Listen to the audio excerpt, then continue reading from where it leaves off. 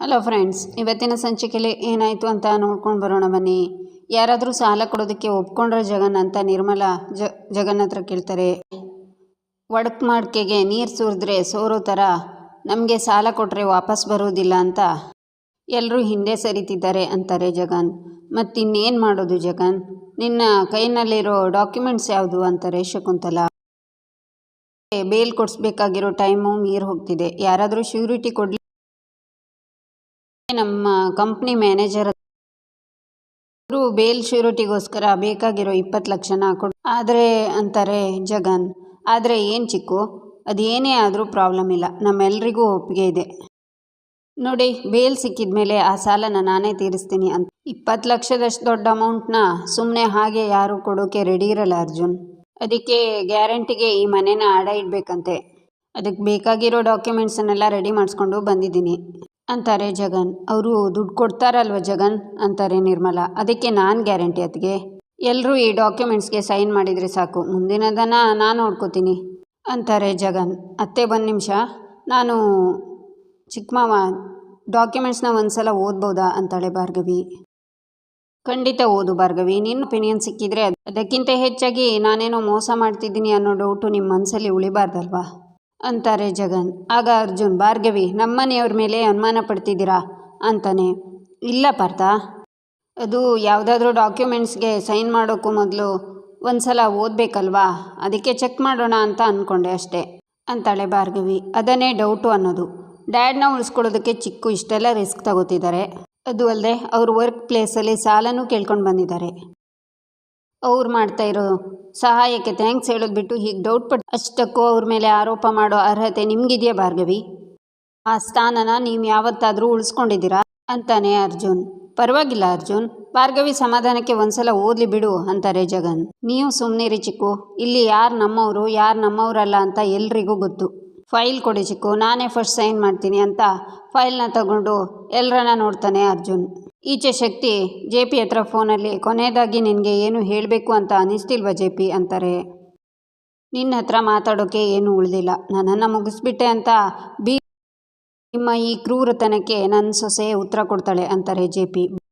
ಅಲ್ಲ JP, ಆ ಹುಡುಗಿನ ಎಷ್ಟು ಅಂತ ನಂಬ್ತೀಯ? ಅವಳ ಅಪ್ಪನ್ನೇ ಮೇಲ್ ಕಳಿಸ್ದವ್ರು ನಾವು, ಅವಳೆಲ್ಲ ಯಾವ ಲೆಕ್ಕ ನಮಗೆ? ಹೋಗಲಿ ಬಿಡು JP, ಇಲ್ಲಿಗೆ ನಿಂತು. ಹಾಂ JP ರವೀಂದ್ರನ್ನ ಕೇಳಿದೆ ಅಂತ ಹೇಳು ಅಂತ ಕಾಲ್ನ ಕಟ್ ಮಾಡ್ತಾರೆ ಶಕ್ತಿ. ಈಚೆ ಗಂಗಾ ಫೋನಲ್ಲಿ, ವಿಮಲಾ JPನ ಕರ್ಕೊಂಡು ಗಾಡಿ ಹೊರಟಿದೆ, ಸರಿಯಾಗಿ ಕೇಳಿಸ್ಕೊ. JP ಜೈಲಲ್ಲಿ ಕಾಲು ಇಟ್ಟ ತಕ್ಷಣ ಜಗಳ ಶುರುವಾಗಬೇಕು. ಏನು ಮಾಡಬೇಕು ಅಂದರೆ ಅವನು ಪೊಲೀಸ್ ಸೀಕ್ರೆಟ್ ಏಜೆಂಟು ಅಂತ ಸುದ್ದಿ ಹಬ್ಸು. ಮಿಕ್ಕಿದ್ದನ ಅಲ್ಲಿರೋ ನಮ್ಮ ಹುಡುಗರು ನೋಡ್ಕೋತಾರೆ, ನೀನೇನು ಟೆನ್ಷನ್ ಮಾಡ್ಕೊಬೇಡ. ನಾನು ಹೇಳ್ದಷ್ಟು ಮಾಡು. ಅವನ್ನೇನು ಸಮ್ಮರ್ ಕ್ಯಾಂಪ್ಗೆ ಕಳಿಸ್ತಿಲ್ಲ, ಪರ್ಮನೆಂಟಾಗಿ ಟಿಕೆಟ್ ಕೊಡಿಸ್ತಾ ಇದ್ದೀವಿ. ಅವನ ಮುಖ ಮೂತಿ ಗುರ್ತು ಸಿಗದೆ ಇರೋ ಹಾಗೆ ಸರಿಯಾಗಿ ಆಯ್ತಾ ಅಂತ ಕಾಲ್ ಕಟ್ ಮಾಡಿ ರೂಮಿಗೆ ಬಂದು RK ಬಟ್ಟೆ ಜೋಡಿಸ್ತಾ ಇರೋದನ್ನು ನೋಡಿ, RK ಏನು ಮಾಡ್ತಿದ್ದೀರಾ ಅಂತಾಳೆ ಗಂಗಾ. ದಿಲ್ಲಿ ಜಾನೆ ಕೇಳಿಯೇ ಪ್ಯಾಕ್ ರಹಾ ಹೂँ ಅಂತಾರೆ RK. ಅದೇ ಯಾಕೆ ಅಂತ? ಎಲ್ಲ ಕೆಲಸನೂ ನೀವೇ ಮಾಡ್ಕೋತಿದ್ದೀರಾ, ಇಲ್ಲಿ ನನ್ನ ಜರೂರತ್ತಿಲ್ಲ, ಇಲ್ಲಿದ್ದು ಏನು ಮಾಡಲಿ, ಇಸ್ಲಿಯೇ ವಾಪಸ್ ಜಾ ರಹಾ ಹೂँ ಅಂತಾರೆ RK. ನಿಮ್ಮ ಜರೂರತ್ ನಮಗಿಲ್ಲದೆ ಇದ್ದರೂ ನಮ್ಮ ಜರೂರತ್ ನಿಮಗಿದೆಯಲ್ಲ RK. JPಗೆ ಹಿಂಸೆ ಕೊಡಬೇಕು ಅನ್ನೋ ನಿಮ್ಮ ಎಷ್ಟೋ ವರ್ಷದ ಕನಸು ನನಸಾಗ್ತಿದೆ RK. ಆಗ ಬರೀ ಟಾರ್ಚರ್ ಅಲ್ಲ, JP ಕಥೆನೇ ಮುಗಿಸ್ತಿದ್ದೀನಿ. ಇಂಥ ಅವಕಾಶ ಅದೃಷ್ಟ ಮತ್ತೆ ಸಿಗಲ್ಲ ಜೀವನದಲ್ಲಿ. ಒಂದೇ ಒಂದು ಸಲ ನಿಮ್ಗೆ ಸಿಗ್ತಾ ಇರೋ ಬಂಪರ್ ಆಫರ್ ಇದು. ನಿಮ್ಮ ಶತ್ರು JP ನರಳಾಡೋದನ್ನು ನೋಡ್ಕೊಂಡು ಹೋಗಿ ಅಂತಾಳೆ ಗಂಗಾ. ಈಚೆ ಅರ್ಜುನ್ ಡಾಕ್ಯುಮೆಂಟ್ಸ್ನ ಭಾರ್ಗವಿಗೆ ಕೊಡ್ತಾ, ನಮ್ಮ ಕಡೆ ಲಾಯರ್ ನೀವೇ ಅಲ್ವಾ, ಎಲ್ಲರ ಹತ್ರನೂ ಸೈನ್ ಹಾಕ್ಸ್ಕೊಂಡು ಬನ್ನಿ ಅಂತಾನೆ. ಆಗ ಭಾರ್ಗವಿ ಬೃಂದಾ ನಿರ್ಮಲ ಹತ್ರ ಸೈನ್ ಹಾಕ್ಸ್ತಾ ಇರ್ತಾಳೆ. ನೀನು ಅಂದ್ಕೊಂಡಿದ್ದನ್ನು ಸಾಧಿಸಿಬಿಟ್ಟೆ ಜಗನ್, ಬೇಷ್ ಅಂತ ಯೋಚನೆ ಮಾಡ್ತಾನೆ ಜಗನ್. ನಂತರ ಭಾರ್ಗವಿ ಎಲ್ಲರ ಹತ್ರನೂ ಸೈನ್ ಮಾಡಿಸಿ ತಾನು ಸೈನ್ ಮಾಡಿ ಡಾಕ್ಯುಮೆಂಟ್ಸ್ನ ಅರ್ಜುನ್ ಕೈಗೆ. ಚಿಕ್ಕು, ಇನ್ನೆಲ್ಲಾದರೂ ಸೈನ್ ಮಾಡಬೇಕಾ ಅಂತಾನೆ ಅರ್ಜುನ್. ಇಲ್ಲ ಅರ್ಜುನ್, ಇಷ್ಟೇ, ಉಳಿದಿದ್ದನ್ನು ನಾನು ನೋಡ್ಕೋತೀನಿ ಬಿಡು ಅಂತಾರೆ Jagan. Thank you Chikku, thank you so much. ನಿಮ್ಮ ಈ ಹೆಲ್ಪ್ನ ನಾನು ಯಾವತ್ತೂ ಅಂತಾನೆ ಅರ್ಜುನ್. ನೀನು ಮರೆಯೋಕ್ಕೂ ಆಗಲ್ಲ ಬಿಡು ಅಂತ ಜಗನ್ ಯೋಚನೆ ಮಾಡ್ತಾ, ಇವರು ನಮ್ಮಣ್ಣ ಅಲ್ವಾ, ನಾನು ಇಷ್ಟು ಮಾಡದೇ ಇದ್ರೆ ಹೇಗೆ ಅಂತಾರೆ ಜಗನ್. ತಗೊಳ್ಳಿ ಅಂತ ಡಾಕ್ಯುಮೆಂಟ್ಸ್ನ ಅರ್ಜುನ್ ಕೊಡ್ತಾನೆ. ನೀವು ಬೇರೆ ಎಲ್ಲ ವ್ಯವಸ್ಥೆ ಮಾಡ್ಕೊಳ್ಳಿ, ನಾನು ದುಡ್ಡನ್ನು ತರ್ತೀನಿ ಅಂತ ಜಗನ್ ಅಲ್ಲಿಂದ ಹೋಗ್ತಾರೆ. ಜಗನ್ ದೇವ್ರ ಥರ ಬಂದು ನಮಗೆ ದುಡ್ಡು ಕೊಟ್ಟು ಕಾಪಾಡಿದ್ದಾನೆ. ಇಲ್ಲ ಅಂದಿದ್ರೆ ನಾವೇನು ಮಾಡ್ತಿದ್ವೋ ಗೊತ್ತಿಲ್ಲ. ಆ ದೇವರೇ ನಮ್ಮನ್ನು ಕಾಪಾಡಿದ. ಈಗಲೇ ಹೊರಡಪ್ಪ ಅರ್ಜುನ್, ಜೆ.ಪಿನ ಕರ್ಕೊಂಡು ಬರ್ತೀನಿ ಅಂತಾರೆ ನಿರ್ಮಲಾ. ಡ್ಯಾಡ್ ಜೊತೆನೇ ಮನೆಗೆ ಬರೋದು ಅಂತ ಅರ್ಜುನ್ ಹೋಗ್ತಾನೆ. ಭಾರ್ಗವಿ ಈಚೆ ಜೆ.ಪಿನ ಜೀಪಲ್ಲಿ ಕರ್ಕೊಂಡು ಬಂದು ಕೆಳಗಿಳಿಸಿ ಬನ್ನಿ ಅಂತ ಹೇಳ್ತಾರೆ ಇನ್ಸ್ಪೆಕ್ಟರ್. ಇನ್ಸ್ಪೆಕ್ಟರ್, ಒಂದು ಕಾಲ್ ಮಾಡ್ಬೋದಾ ಅಂತಾರೆ ಜೆ.ಪಿ. ಅದೆಲ್ಲ ಆಗಲ್ಲಯ್ಯ, ರೂಲ್ಸು ಒಪ್ಪಲ್ಲ ಅಂತಾರೆ ಇನ್ಸ್ಪೆಕ್ಟರ್. ಇವಾಗೇನು ನಾವು ರೂಲ್ಸ್ ಫಾಲೋ ಮಾಡ್ತಿದ್ವಾ? ಪಾಪ ಸರ್, ಹೆಂಡತಿ ಮಕ್ಳ ಹತ್ರ ಮಾತಾಡಬೇಕು ಅನ್ನೋದು ಸಹಜ ಅಲ್ವಾ ಸರ್ ಅಂತಾನೆ ಕಾನ್ಸ್ಟೇಬಲ್. ಸರಿ, ಅದೇನು ಮಾತಾಡಬೇಕು ಅಂತ ಇದ್ದೀರೋ ಬೇಗ ಮಾತಾಡ್ಕೊಡಿ ಅಂತ ಫೋನ್ನ ಜೆ.ಪಿಗೆ ಜೆ.ಪಿ ಈಚೆ ಬಂದು ಗಾಯತ್ರಿಗೆ ಕಾಲ್ ಮಾಡ್ತಾರೆ. ಆಗ ಗಾಯತ್ರಿ ಕಾಲ್ ರಿಸೀವ್ ಮಾಡಿ ಕೆಲಸ ಎಲ್ಲಿವರೆಗೆ ಬಂತು ಅಂತಾರೆ. ಗಾಯತ್ರಿ ಅಂತಾರೆ ಜೆ.ಪಿ. ಇನ್ನೂ ಬದುಕೇ ಇದೆಯಾ ಜೆ.ಪಿ? ಆದರೂ ನಿನ್ನ ಬಗ್ಗೆ ಆಶ್ಚರ್ಯ ಆಗ್ತಿದೆ. ಅವಿಷ್ಟು ಹತ್ರ ಬಂದರೂ ಮನೆಯವ್ರಿಗೆ ಫೋನ್ ಮಾಡೋದು ಬಿಟ್ಟು ನನಗೆ ನೀನಿರೋ ಸ್ಥಿತಿ ನೆನೆಸ್ಕೊಂಡ್ರೆ ನಗಬೇಕೋ ಅಳಬೇಕೋ ಗೊತ್ತಾಗ್ತಿಲ್ಲ ಅಂತಾಳೆ ಗಂಗಾ. ನಿನ್ನ ಹತ್ರ ಸ್ವಲ್ಪ ಮಾತಾಡಬೇಕು ಅನ್ನಿಸ್ತು ಅಂತಾರೆ ಜೆ.ಪಿ. ಎಷ್ಟೇ ಆದರೂ ನಾನು ನಿಮ್ಮ ಮೊದಲನೇ ಹೆಂಡತಿ ಅಲ್ವಾ ಅಂತಾಳೆ ಗಂಗಾ. ಮಾತಾಡಬೇಕು ಅಂತ ಅನಿಸಿದ್ರಲ್ಲಿ ತಪ್ಪಿಲ್ಲ, ಅದೇನು ಅಂತ ಹೇಳ್ರಿ ಅಂತಾಳೆ. ನೋಡು ಗಾಯತ್ರಿ, ನನ್ನಿಂದನೇ ಭಾರ್ಗವಿ ನಿಮ್ಮ ದಂಧೆ ಹಿಂದೆ ಬಿದ್ದಿದ್ದಾಳೆ. ಹಾಗೆ ನೋಡೋಕೋದ್ರೆ ನಿಮ್ಮ ದಂಧೆಗೆ ತೊಂದರೆ ಆಗಿರೋ ಮೂಲ ಕಾರಣ ನಾನು ಮತ್ತು ರವಿ ಅಂತ ನನಗೆ ಅರ್ಥ ಆಗಿದೆ ಅಂತಾರೆ ಜೆ.ಪಿ. ಅದಕ್ಕೆ ನಾವು ನಿಮ್ಮನ್ನು ಮುಗಿಸ್ಬೇಕು ಅಂತ ಇದ್ದೀವಿ ಅಂತ ನಿಮಗೆ ಅರ್ಥ ಆಗಿರಬೇಕು ಅಲ್ವೇನ್ರಿ ಅಂತಾಳೆ ಗಂಗಾ. ನನ್ನ ಮುಗಿಸಿದ್ರೆ ಭಾರ್ಗವಿ ಸುಮ್ಮನೆ ಇರ್ತಾಳೆ ಅಂತ ಈ ನಿರ್ಧಾರನ ನೀವು ಜೆ.ಪಿ. ಕರೆಕ್ಟ್. ಎಷ್ಟೇ ಆದರೂ ನೀವು ಲಾಯರ್ ಅಲ್ವಾ? ದೇಶ ಏನು ಅಂತ ಬಹಳ ಬೇಗ ಕಂಡುಹಿಡಿತೀಯ. ಏನು ಅಂದರೆ ಯಾಕೆ ಮಾತಾಡ್ತಿಲ್ಲ? ಪ್ರಾಣ ಭಯ ಶುರುವಾಗಿದೆಯಾ ಅಂತಾಳೆ ಗಂಗಾ. ಖಂಡಿತ ಇಲ್ಲ. ಹುಟ್ಟಿನ ಜೊತೆ ಸಾವು ಹುಟ್ಟಿರುತ್ತೆ, ಅದನ್ನು ತಡೆಯೋಕೆ ಯಾರಿಂದನೂ ಸಾಧ್ಯ ಇಲ್ಲ ಅಂತ ನಮ್ಮಮ್ಮ ಹೇಳ್ತಿದ್ಲು. ನಾನೀಗ ಜೈಲಲ್ಲಿ ಕಾಲಿಟ್ರೆ ಹೊರಗಡೆ ಬರೋದು ಹೆಣ್ವಾಗಿ ಅಂತಾರೆ ಜೆ.ಪಿ. ಮತ್ತ್ಯಾಕ್ರಿ ಫೋನ್ ಮಾಡಿದ್ರಿ ಅಂತಾಳೆ ಗಂಗಾ. ಅಂತಾರೆ ಜೆ.ಪಿ. ನಿಮ್ಮ ಮಾತಿಗೆ ಇಲ್ಲ ಅಂತ ಹೇಳೋಕ್ಕಾಗುತ್ತೇನ್ರಿ? ಅದೇನು ಅಂತ ಹೇಳ್ರಿ ಅಂತಾಳೆ ಗಂಗಾ. ನೋಡು ಗಾಯತ್ರಿ, ನಿನ್ನ ಮಾತು ಕೇಳಿ ನಾನು ಸಾಯೋಕ್ಕೂ ಸಿದ್ಧವಾಗಿದ್ದೀನಿ. ಈಗ ನಿನ್ನ ಮಾತನ್ನು ಉಳಿಸ್ಕೊಳ್ಳೋ ಟೈಮ್ ಬಂದಿದೆ ಅಂತಾರೆ ಜೆ.ಪಿ. ಈಚೆ ಬೃಂದ ಹಾಲ್ನಲ್ಲಿ ಆಚೆ ಈಚೆ ತಿರುಗ್ತಾ, ಈಗ ಭಾರ್ಗವಿ ಹೋಗಿ ಮಾವನ್ನ ಕಾಪಾಡಿ ಬಿಟ್ರೆ ಇಷ್ಟು ದಿನ ನಾನು ಮಾಡಿದ ಪ್ಲ್ಯಾನ್ ಎಲ್ಲ ಹಾಳಾಗತ್ತೆ.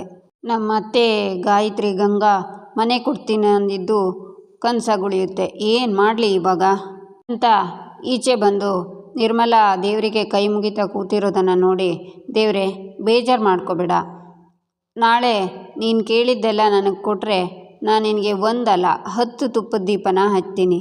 ಇವತ್ತು ಮಾವ ಮನೆಗೆ ಬರದೇ ಇರೋ ಹಾಗೆ ಮಾಡು ಪ್ಲೀಸ್ ಅಂತ ಮುಂದೆ ಬಂದು ನಿರ್ಮಲಾ ಕಣ್ಮುಚ್ಚಿ ಕೂತಿರುವಾಗ ದೀಪನ ಆರಿಸ್ತಾಳೆ. ನಂತರ ವಾಪಸ್ ಹಿಂದೆ ಹೋಗಿ ನಿಂತ್ಕೊಂಡು, ಅಲ್ಲಿ ನೋಡಿ ಅತ್ತೆ ಏನಾಯಿತು ಅಂತ ಕೂಗ್ತಾಳೆ ಬೃಂದಾ. ಆಗ ಶಾಕ್ನಿಂದ ದೀಪನೇ ನೋಡ್ತಾರೆ ನಿರ್ಮಲಾ. ಅತ್ತೆ, ನೀವೇನೋ ಮಾವ ಬರಲಿ ಅಂತ ಬೇಡ್ಕೋತಾ ಇದ್ರಿ, ಆದರೆ ದೀಪನೇ ಹೋಗಿದೆ, ಇದು ಅಪಶಕುನ ಅಲ್ವಾ ಅತ್ತೆ ಅಂತಾಳೆ ಬೃಂದಾ. ಮೊದಲೇ ಹೆದರ್ಕೊಂಡಿದ್ದೀನಿ ಬೃಂದಾ, ನೀನು ಹೀಗೆಲ್ಲ ಹೇಳಿ ಮತ್ತೆ ಹೆದರಿಸ್ಯೋ ಅತ್ತೆ. ನಾನೆಲ್ಲಿ ಹೆದರಿಸ್ತಿದ್ದೀನಿ, ಇರೋ ವಿಷಯನ ಹೇಳ್ತಿದ್ದೀನಿ ಅಷ್ಟೇ ಅಂತಾಳೆ ಬೃಂದಾ. ಇವಾಗ ಏನು ಮಾಡೋದು ಅಂತಾಳೆ ನಿರ್ಮಲಾ. ನಮ್ಮ ಕೈಯಲ್ಲಿ ಏನಿದೆ ಹೇಳಿ ಮಾಡೋಕೆ? ಇದೆಲ್ಲ ಆಗಿರೋದು ಆ ದರಿದ್ರ ಭಾರ್ಗವಿಯಿಂದ ಅಂತಾಳೆ ಬೃಂದಾ. ಅಲ್ಲ ಬೃಂದಾ, ಈಗ ಅವಳು ಜೆ.ಪಿನ ಬಿಡಿಸೋದಕ್ಕೆ ಟ್ರೈ ಮಾಡ್ತಿದ್ದಾಳಲ್ಲ ಅಂತಾರೆ ನಿರ್ಮಲಾ. ಅತ್ತೆ, ಮಗುನ ತಾನೇ ಚೂಟಿ ತೊಟ್ಲು ತೂಗ್ತಾರೆ ಅಂತಾರಲ್ಲ, ಹಾಗೆ ಮಾಡ್ತಿದ್ದಾಳಷ್ಟೇ. ಅಲ್ಲ, ಅವಳೇ ಅವರನ್ನು ಜೈಲಿಗೆ ಕಳಿಸಿದಾಳೆ ಅಂದಮೇಲೆ ಬಿಡಿಸ್ಕೊಂಡು ಬರೋ ಮಾತು ಎಲ್ಲಿ? ಇದೆಲ್ಲ ಶುರುವಾಗಿದ್ದೆ ಅವಳಿಂದ. ಅದು ಯಾವಾಗ ಅರ್ಜುನ್ನ ಮದುವೆಯಾಗಿ ಈ ಮನೆಗೆ ಬಂದ್ಲೋ, ಈ ಮನೆಗೆ ಗ್ರಾಚಾರನೇ ಕೆಟ್ಟು ಹೋಗಿದೆ. ಮುಂದೆ ಏನೇನು ಕಾದಿದೆಯೋ ಏನೋ ಅಂತಾಳೆ. ಮತ್ತೇನಾದರೂ ಅವಳು ಜೆ.ಪಿನ ಮನೆಗೆ ಕರ್ಕೊಂಡು ಬಂದಿಲ್ಲ ಅಂದರೆ ಅವಳಿಗೆ ಈ ಮನೇಲಿ ಜಾಗ ಇಲ್ಲ ಬೃಂದಾ ಅಂತ ದೇವರಿಗೆ ಕೈ ಮುಗಿದು, ದೇವರೇ ನೀನೇ ಕಾಪಾಡಬೇಕು ಅಂತ ನಿರ್ಮಲಾ ಅಲ್ಲಿಂದ ಹೋಗ್ತಾರೆ. ಆಗ ಬೃಂದಾ, ಒಟ್ಟಿನಲ್ಲಿ ಅವರು ಜೈಲಿಂದ ಜೈಲಿಗೆ ಓಡಾಡ್ತಿರ್ಬೇಕು, ಮನೆಗಂತೂ ಬರಲೇಬಾರ್ದು ಅಂತಾಳೆ. ಈಚೆ ಜೆ.ಪಿ. ಯಾಕೆ ಮರ್ತೋಯ್ತಾ? ನಾನು ಗಂಗಾ ಅಂತ ಒಪ್ಕೊಂಡ್ರೆ ನಮ್ಮ ಕುಟುಂಬದವರಿಂದ ದೂರ ಇರ್ತೀನಿ ಅಂತ ನೀನೇ ಹೇಳಿದ್ಯಾ ಅಂತಾರೆ. ಅಯ್ಯೋ ಮಂಕೆ, ಅದನ್ನು ಸಮಯ ಸಾಧಕತನ ಅಂತಾರೆ. ಕೆಲಸ ಆಗಬೇಕಂದ್ರೆ 1000 ಸುಳ್ಳು ಹೇಳಬೇಕಾಗ, ಅದನ್ನು ನಂಬ್ಕೊಂಡಿದ್ಯಲ್ಲ, ಅದು ನಿನ್ನ ಮುಟ್ಟಾಳ್ತನ. ನಿನ್ನ ಕುಟುಂಬದವರಿಗೆ ನಾನೇ ಗಂಗಾ ಅಂತ ಗೊತ್ತಾಗಿ ಹೋಗಿದೆ. ಯಾವತ್ತಿದ್ರೂ ಅವ್ರು ನನ್ನ ದಂಧೆಗೆ ಅಪಾಯನೇ ಆಗಿದ್ಮೇಲೆ ಅವರನ್ನೆಲ್ಲ ಹೇಗೆ ಜೀವಂತವಾಗಿ ಬಿಡಲಿ ಹೇಳು. ನೀನು ಅಪ್ಪತ್ತಿನ ಊಟನೋ 1,000ನೋ 2,000ನೋ ಕೇಳಿದಿದ್ರೆ ಕಣ್ಮುಚ್ಚಿದ್ರೆ ನೀನು ಕೇಳ್ತಿರೋದು ನನ್ನ ಇಡೀ ಸಾಮ್ರಾಜ್ಯನ. ನೀನೇನೂ ಯೋಚನೆ ಮಾಡಬೇಡ, ಒಬ್ಬೊಬ್ಬರನ್ನೇ ಮೇಲಕ್ಕೆ ಕಳಿಸ್ತೀನಿ, ಅಲ್ಲೆಲ್ಲ ಮನೆಯವರು ಒಟ್ಟಿಗೆ ಸಂತೋಷವಾಗಿರಿ ಅಂತಾಳೆ ಗಂಗಾ. ಆಗ JP ನಗ್ತಾರೆ. ಯಾಕೆ ನಗ್ತಿದ್ಯಾ ಅಂತಾಳೆ ಗಂಗಾ. ನನ್ನ ಜೊತೆ ಮೇಲಕ್ಕೆ ಬರೋದು ನಮ್ಮ ಮನೆಯವರಲ್ಲ ಗಂಗಾ, ನೀನು. ಇಷ್ಟೆಲ್ಲ ಆದಮೇಲೂ ಭಾರ್ಗವಿ ಸುಮ್ಮನೆ ಇರ್ತಾಳೆ ಅಂದ್ಕೊಂಡಿದ್ಯಾ? ಆಗ ಕಾಳಿ ಆಗಿದ್ದವಳು ಈಗ ಮಹಾಕಾಳಿಯಾಗಿ ನಿನ್ನ ಕತೆ ಮುಗಿಸ್ತಾಳೆ. ನೀನೇನೋ ನನ್ನವರಿಗೆ ತೊಂದರೆ ಕೊಡಬಹುದು, ಆದರೆ ನನ್ನ ಸೊಸೆಯಿಂದ ನೀನು ಹೇಗೆ ಬಚಾವಾಗ್ತೀಯ ಅಂತ ಬರ್ತಾ ಇರೋದು ಭಾರ್ಗವಿ LLB. ಅವಳಿಂದ ನಿಮ್ಮನ್ನು ಕಾಪಾಡೋಕ್ಕೆ ಯಾರಿಂದನೂ ಸಾಧ್ಯ ಇಲ್ಲ ಅಂತಾರೆ JP. ಈ ಗಂಗಾ ದಂಡು ದಾಳಿಗೆಲ್ಲ ಹೆದರೋಳಲ್ಲ, ಅದೇನಾಗುತ್ತೋ ಆಗಲಿ, ನೋಡೇ ಬಿಡೋಣ. ಸದ್ಯಕ್ಕೆ ನಿನಗೆ ಹ್ಯಾಪಿ ಆ್ಯಂಡ್ ಲಾಂಗ್ ಜರ್ನಿ ಅಂತ ಕಾಲ್ ಕಟ್ ಮಾಡ್ತಾಳೆ ಗಂಗಾ. ಈಚೆ ಭಾರ್ಗವಿ ಮತ್ತು ಅರ್ಜುನ್ ಕೋರ್ಟ್ ಹತ್ರ ಬರ್ತಾ ಇರ್ತಾರೆ. ಅರ್ಜುನ್, ಈಗ ಹೇಗೋ ಬೇಲ್ಗೆ ಬೇಕಾಗಿರೋ ದುಡ್ಡು ಅರೇಂಜ್ ಆಗಿದೆ, ನಾನೇನೋ ಹೋಗಿ ಬರ್ತಿದ್ದೆ, ನೀವು ಮನೇಲೇ ಇದ್ದು ರೆಸ್ಟ್ ಮಾಡ್ಬೋದಾಗಿತ್ತಲ್ವಾ ಅಂತಾಳೆ ಭಾರ್ಗವಿ. ಇವಾಗ ನನ್ನ ಹೆಲ್ತ್ಗಿಂತ ಡ್ಯಾಡ್ಗೆ ಬೇಲ್ ಸಿಗೋದೇ ಮುಖ್ಯ, ಅದು ಅಲ್ಲದೆ ನೀವು ಒಬ್ಬರೇ ಹೋಗೋದು ಸೇಫ್ ಅಲ್ಲ ಅನ್ನಿಸ್ತು, ಅದಕ್ಕೆ ಬಂದೆ ಅಂತಾನೆ ಅರ್ಜುನ್. ಭಾರ್ಗವಿ ನಿಂತ್ಕೊಂಡು ಅವನ್ನೇ ನೋಡ್ತಾಳೆ. ಏನಾಯಿತು ಅಂತಾನೆ ಅರ್ಜುನ್. ಇದು ಹೆಂಡ್ತಿಗೆ ತೋರಿಸ್ತಾ ಇರೋ ಕಾಳಜಿನ ಅಥವಾ ಕ್ಲೈಂಟಾಗಿ ಮಾಡ್ತಾ ಇರೋ ಸಹಾಯನ ಅಂತಾಳೆ ಭಾರ್ಗವಿ. ಎರಡೂ ಅಲ್ಲ, ಡ್ಯಾಡ್ ಮೇಲಿರೋ ಪ್ರೀತಿ, ಅವರನ್ನು ಉಳಿಸ್ಕೋಬೇಕು ಅನ್ನೋ ಗುರಿ. ಲಾಯರ್ ನಿಯತ್ತಾಗಿದ್ದರೆ ಅವ್ರ ಬಗ್ಗೆ ಗೌರವ ಇರುತ್ತೆ, ಅದನ್ಬಿಟ್ಟು ಬೇರೆ ಯಾವ ಭಾವನೆನೂ ಇಲ್ಲ ಅಂತಾನೆ ಅರ್ಜುನ್. ಯಾಕಿಷ್ಟು ಹಠ ಮಾಡ್ತಿದ್ದೀರಾ ಪಾರ್ಥ? ನಾನು ಮಾವನ ಪರ ಅಂತ ನಿಮ್ಗೆ ಈಗೂ ಅನ್ನಿಸ್ತಿಲ್ವಾ ಅಂತಾಳೆ ಭಾರ್ಗವಿ. ಭಾರ್ಗವಿ LLB ಆಗಿ ನಾನು ನಿಮ್ಮನ್ನು, ಆದರೆ ನನ್ನ ಹೆಂಡತಿಯಾಗಿ ಅಲ್ಲ. ಹೆಂಡತಿ ಹತ್ರ ನಾನು ಎಷ್ಟೇ ಸಲ ಏನೂ ಇಲ್ಲ ಅಂತ ಈ ಗಂಡನ ಹತ್ರನೇ ವಿಷಯ ಎಲ್ಲ ಮುಚ್ಚಿಟ್ಟು ಹೀಗೆ ಮೋಸ ಮಾಡಿದ್ರಲ್ಲ, ಅಷ್ಟು ದೊಡ್ಡ ವಿಷಯನ ಮುಚ್ಚಿಟ್ಟಿದ್ದೀರಾ ಅಂದರೆ ಈ ಗಂಡನ ಮೇಲೆ ನಿಮಗೆ ನಂಬಿಕೆ ಇಲ್ಲ ಅಂತ ಅರ್ಥ ಅಲ್ವಾ? ಟೈಮ್ ಆಗ್ತಿದೆ, ಬನ್ನಿ ಹೊರಡೋಣ ಅಂತ ಅರ್ಜುನ್ ಹೋಗುವಾಗ ಅಮ್ಮ ಅಂತ ಭಾರ್ಗವಿ ಕೂಗ್ತಾಳೆ. ಅವಳ ಕಾಲಿಗೆ ಮುಳ್ಳು ಚುಚ್ಚುತ್ತೆ. ಆಗ ಅರ್ಜುನ್ ವಾಪಸ್ ಬಂದು ಅವಳ ಕಾಲಿಂದ ಚಪ್ಪಲಿನ ತೆಗೆದು ಅವಳ ಕಾಲಲ್ಲಿರೋ ಮುಳ್ಳನ್ನು ತೆಗಿತಾನೆ. ಪರವಾಗಿಲ್ಲ ಬಿಡಿ ಪಾರ್ಥ ಅಂದರು. ಅವಳ ಕಾಲನ್ನು ತನ್ನ ಕಾಲ ಮೇಲೆ ಇಟ್ಕೊಂಡು ಮುಳ್ಳನ್ನು ತೆಗಿತಾನೆ ಅರ್ಜುನ್. ಹಾಗೆ ಒಬ್ರನ್ನೊಬ್ರು ನೋಡ್ತಾ ಅಲ್ಲೇ ಕಳೆದು. ಈಚೆ ಇನ್ಸ್ಪೆಕ್ಟರ್ ನಡೀರಿ ಅಂತ JPನ ಕರ್ಕೊಂಡು ಹೋಗುವಾಗ ಅರ್ಜುನ್ ಬಂದು ಅವ್ರ ಕೈನ ಹಿಡ್ಕೋತಾನೆ. ಇನ್ಸ್ಪೆಕ್ಟರ್, ಈಗ ನಿಮಗೆ ಮಾತಾಡೋಕ್ಕೆ ಅವಕಾಶ ಕೊಡೋದಕ್ಕಾಗಲ್ಲ, ಯಾಕಂದರೆ ಇವರನ್ನು ಬೇರೆ ಜೈಲಿಗೆ ಶಿಫ್ಟ್ ಮಾಡ್ತಿದ್ದೀವಿ ಅಂತಾರೆ. ಅದರ ಅವಶ್ಯಕತೆ ಇಲ್ಲ ಸರ್, ಇವರಿಗೆ ಬೇಲ್ ಆರ್ಡರನ್ನು ಕೊಡ್ತಾಳೆ ಭಾರ್ಗವಿ. ಅದನ್ನು ತಗೊಂಡು JPನ ಬಿಡ್ತಾರೆ. ನಂತರ ಈಚೆ ಅರ್ಜುನ್ ಮನೆಗೆ JPನ ಕರ್ಕೊಂಡು ಬಂದು JPನ ನೋಡಿ ಖುಷಿಯಿಂದ ನಗ್ತಾರೆ. ಹೀಗೆ ಈ ಸಂಚಿಕೆ ಮುಕ್ತಾಯವಾಗುತ್ತೆ. ಮುಂದಿನ ಸಂಚಿಕೆಗಾಗಿ ನಮ್ಮ ಚಾನಲನ್ನು ನೋಡಿ ಸಬ್ಸ್ಕ್ರೈಬ್ ಮಾಡಿ, ಲೈಕ್ ಮಾಡಿ, ಸಪೋರ್ಟ್ ಮಾಡೋದನ್ನು